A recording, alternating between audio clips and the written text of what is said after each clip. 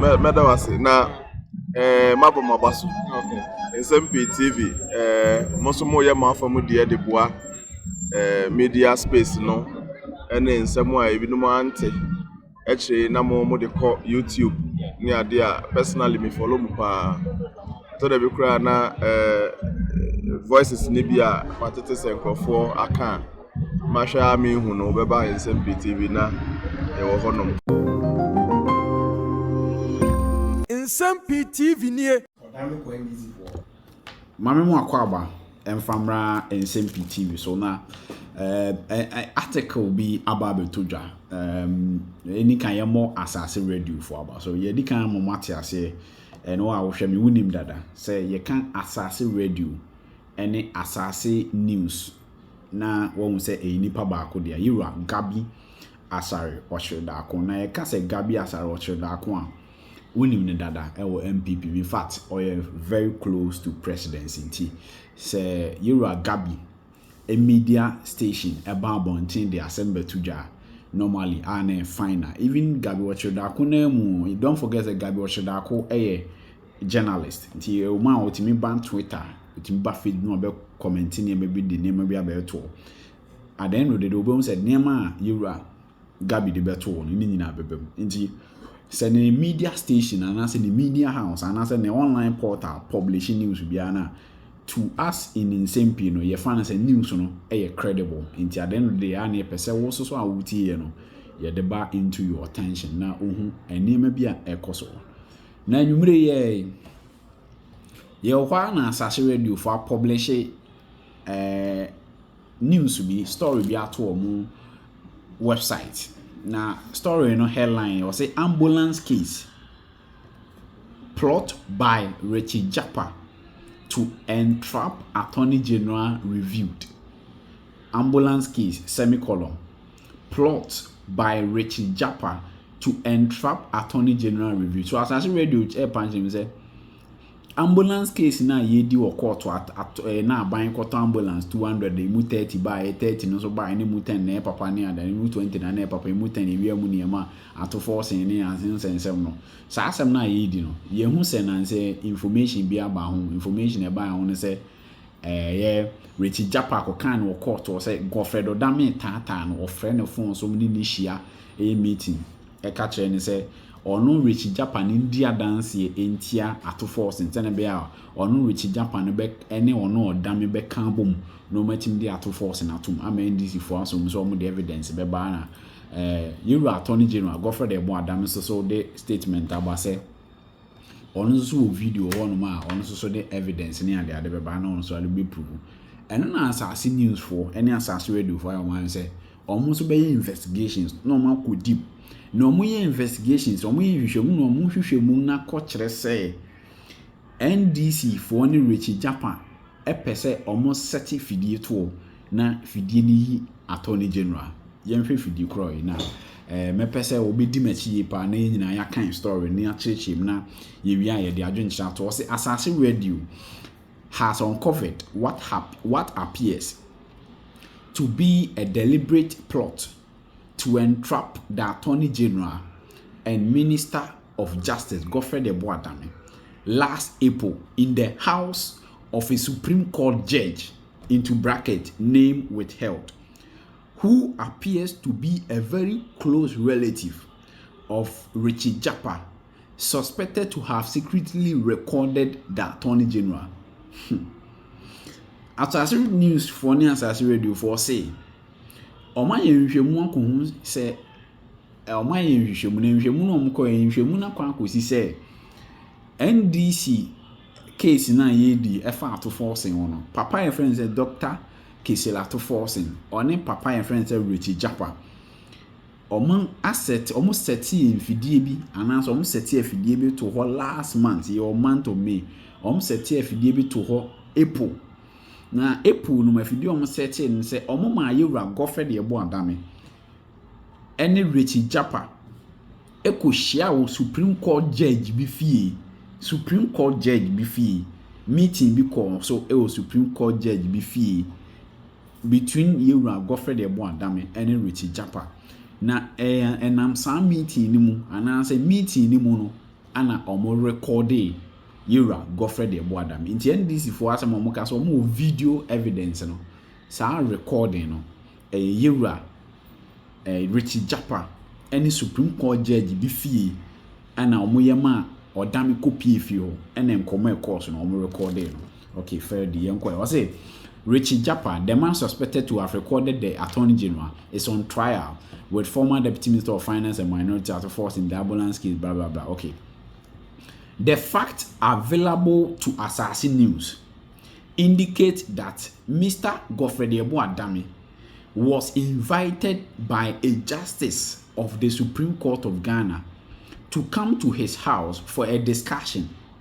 He obliged, as would be expected, but had no indication that Mr. Japa would show up there. Indeed, Yura Godfrey Odame, according to Assassin News, now Odame or office, and when your invitation says Supreme Court judge be Ghana ha. Sa Supreme Court judge ne pese oshia or no Odame e fee. And Odame a lawyer. And Supreme Court judge attorney Nsafre. In fact, aban lawyer penny attorney general there or any Supreme Court judges edins our sopa because mum ne kabuma make up the judiciary. The attorney general with the Supreme Court judges and the various judges and the lawyers makes up the judiciary. So Odame hona Supreme Court judge penny be friend catch and say ombra obeko.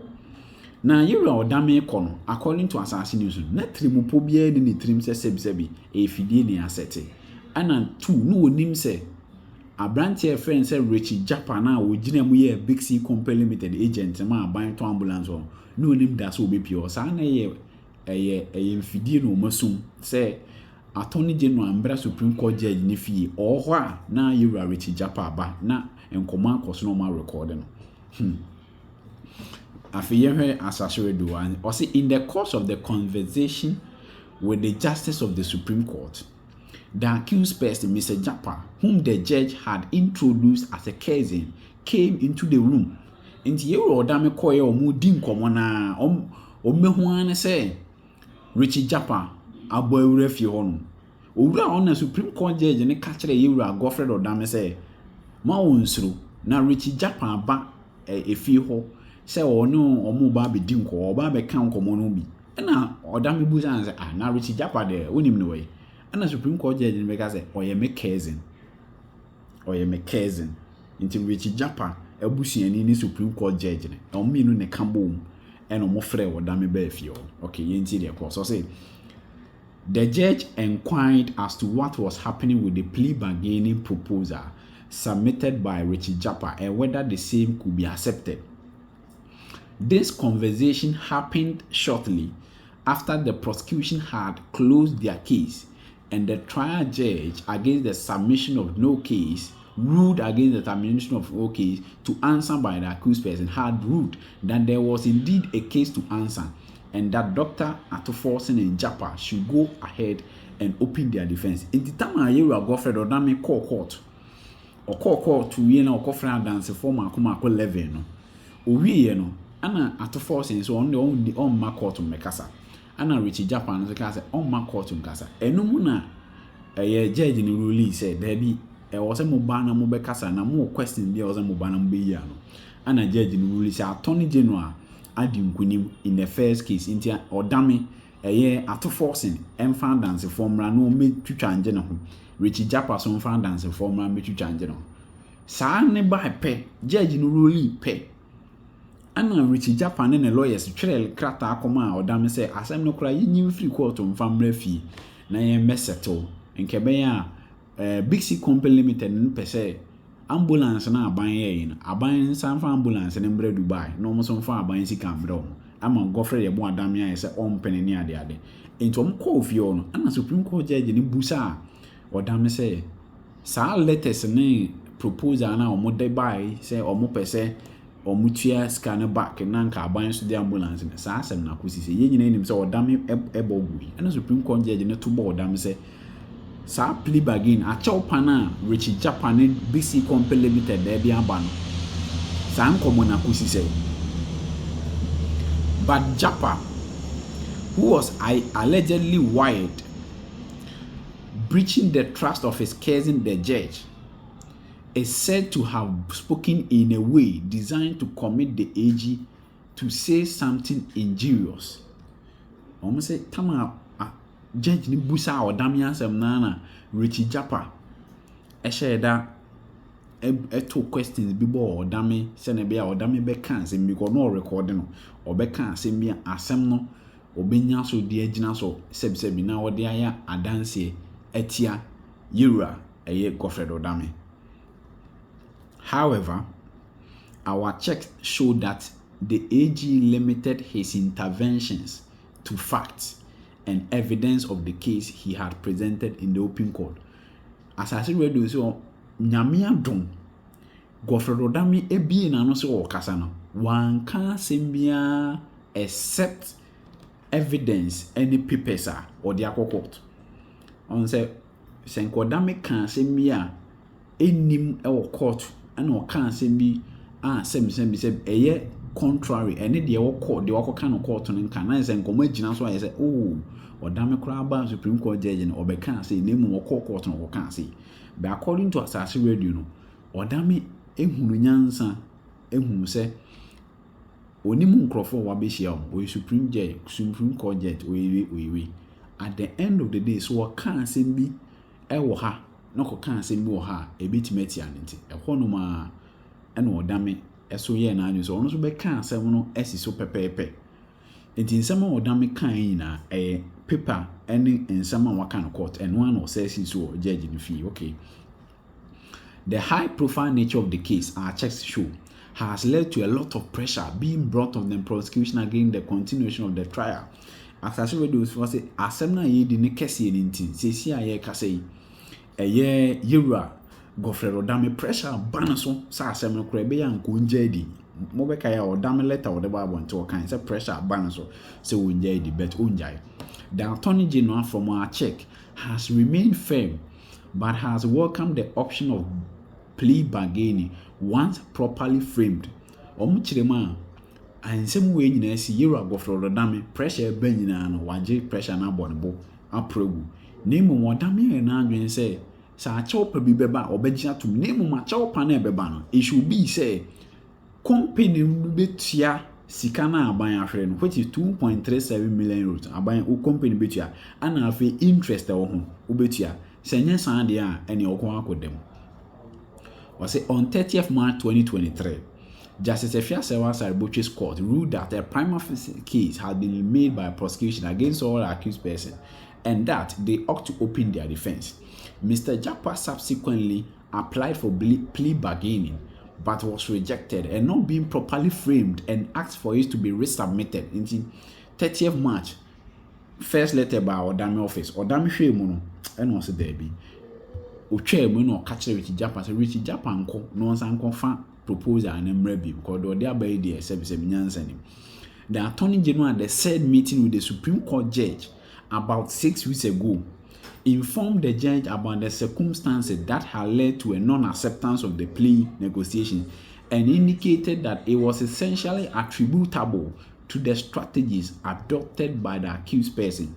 Into Odame echire mu chire judge no e wo fi ho echire no mu die nti a Attorney General anje achopa nantum any two any man na wo letter ni ma Attorney General anje antum Odame chire mu meeting happened 6 weeks ago. Your 26 May to petiti free ma we 6 weeks ago and Odame chire judge and say judge no ofa amra kwan so no chire judge and say plea bargaining act and say ni na kan tenam san nti and no wajai one year chopan. The reasons according to the Attorney General were as follows. Reason the Attorney General the man judge no according to Asase Radio ni the kind Richie Japa has indeed submitted a plea bargaining proposal dated 16th April, 27th April, 16th May, 30th May. But the difficulty was that the letters only stated that Big C General, a Dubai company, has heard about the dispute and was prepared to pay 2 million euros and take back the vehicle purporting to be ambulance. You know what say or church match judge no cite letters and on nsaka and company nearby company ne say person 2 million euros na fi ambulance the buy nyina o massage o ma there. In consideration of this, Big C will request for the Republic to discontinue the case against all the accused person. Big C Company Limited is 102 million euros now. Or pesa Attorney General Jai Richie Japa. Now Attorney General say Jai a year to forcing. And only letter a betoning.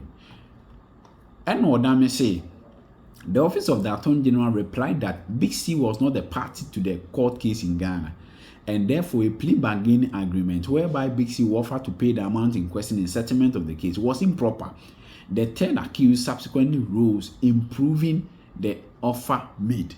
Indeed, Odame actually mu kyerɛ said the entire one Odame etwa mu say asɛm na ɛwɔ court no Big C Company Limited yanka ho yankosi Big C Company Limited nti sɛ Big C Company Limited yankosi no court a ɛde na ɔno ɛde nti na ɔno Big C Company Limited ɛba court wɔ sɛ ɛba ɔno Odame office yɛntwa asɛm no Big C Company Limited ɛnka asɛm no nti ɔno nim firim ti ɛno nti ɛna ɔtwa mu deɛ ɛtɔ mmienu was yɛmmra the last point na yɛmfa so was it unknown to the AG. The whole conversation was being recorded. Our checks showed that apart from telephone conversations, the third accused knew that he couldn't meet the Attorney General anywhere and secretly recorded him unless, as it happened in the house of a judge, that AG respected and knows as a good friend. And see, we know so my Attorney General church the judge the entire multi to me at the Adina. Sana ye recording year Godfrey the Odame. Na and TH apart from telephone calls so a Euro Odame any Richie Japa di nkomo fa plea bargain no na Richie Japa person de recorder Odame be no nya ene okodi kosi Supreme Court judge no Supreme Court judge no so Odame adam for pa enu nti na Odame koi. The Attorney General assured the justice of the Supreme Court that he did not have a problem with any of the accused person and that if plea bargaining was what they wanted, it was just for them to come clean and indicate unequivocally that they wanted the same. To Odame you know catch a judge and say, oh no, fan say you are Japa dina bejina I dina ban there more. The obeka say plea bargaining the obeji. Name say plea bargaining ne ba embra ne papem se bana se nya obebo egu. He stated that the situation whereby they shied away from categorically applying for the plea bargain and proposed to pay the cost of purchase and of the ordinary vans purporting to be ambulance, but would rather want to hide behind an entity which was not a party to the case was unacceptable. Odame say, so omu kofa company no edina ba be pacha on there ompe omu pacha opa omu mbra nanim na omu emfambra. The AG said this because in the case of the first accused Arthur Force, he has pleaded with AG to stop prosecuting him when he came to AG's house to plead in the company of a senior member of parliament. The AG had told him that the only way he could compromise was for the first accused together with that accused person to submit a plea bargaining proposal. And TH you are Godfrey Odame as Owonifi and an MPP senior member. Any Arthur Force and ban if he be partner to say as a name chaso. Senior member no at for entity say KT Amount allegedly ND a year you Arthur Force and him call Odame fee ko patch or ma and Odame catch and say so no Odame be chance and no contour. Arthur Force and crack crata non fa crata and metu the name Kim say opanacho as a ne court no odifo. And I'm so different or damn chum will be 2 years. So I understand there any obediatum. My main kind of last paragraph, no, last 2 paragraphs say the Attorney General stated that the principal actors in the transaction or the main target were the public officers through whose act the state had lost millions of euros for the purchase of the ordinary vans held out as ambulance. Those public officials were the other 2 accused persons, one of whom a null prosecutor had been entered on account of his sickness and inability to stand trial. The Attorney General stated that all he will require of the third accused to facilitate a plea bargain was for him to cooperate by being truthful and faithful to the record of the transaction. The Attorney General told Richie Japa in the presence of the Supreme Court judge that, for instance, he will show him the cabinet approval for the transaction, which the prosecution had already tendered at the trial, and asked whether Big C Company Limited was mentioned in the cabinet approval. And the for an tintin in it in him and say, "You are Godfred Odame. A copium, a Supreme Court judge befee. Baby, our location one day in him. Now, some meeting in Arsenal. Now, Richie Japa, in fact, Richie Japa, and a cock catch the judge and say, Judge and Flo Odame, Embra, because Judge and Richie Japa or Senecas and Ness or me a bushing for. And I'm so bonus into Odame, a call a few, and a judge and a cottonance. And no one a judge, a busa Odame say, never fast about the catcher and say, I see me course or call no one or the chow power na chow pana or the buy. A year Yura, a year Richie Japa so ompany. So because of those things, and Euro or damn so no we say a record, on so nya bre and what tenants and what Supreme Court judge in him say, aha, say anything to no part or say anything. Later on, the Supreme Court judge in the year said, oh, any of convince or damn. Say Odame nji chopan into. E won Odame catch the judge and say onji ntumuda. Onji chopan ntumuda. So obeji chopan to man officially no. Richie Japa emfa pen secret so na won tire emfa betu nanim. Na Ghana fo nyina yem publish ma Ghana fo nyina hu say asem no say na akosi omo pa acho. Enye se ono beba judge ni fie no ma be hyehye no ma ka asem owia sebi na okofi. Now, at the end of the day, Obeti answer Attorney General ato forcing. Now, be news in the MPP are corrupt there be. MPP person with ato forcing too. Bet sa ato forcing patch now Richie Japa patch or found to crata so. Nembra, no more for crata and go to judge in any na judge and impini CC and 7 now 7 fan baby ko. Say uncle yes idea a tifo or no damage the company. Sana answer na meeting me because na you are Katie Hamu allegedly. Edi ato force in anim akọ Odame fie akọpa na chaw Odame se eno so on tiase ntiatifo nyame adoma na otwe besimi NDC for beba abonten so omo recording ni ade wo ho no sa recording no ena yate ho akire meeting e course so e wo Supreme Court judge bi fie Supreme Court judge no ena frɛ Yura Godfred Odame nti yentwen na yehu de ebe koso nyame adoma na otwe na nsɛm ne de afi na ebi beba pa.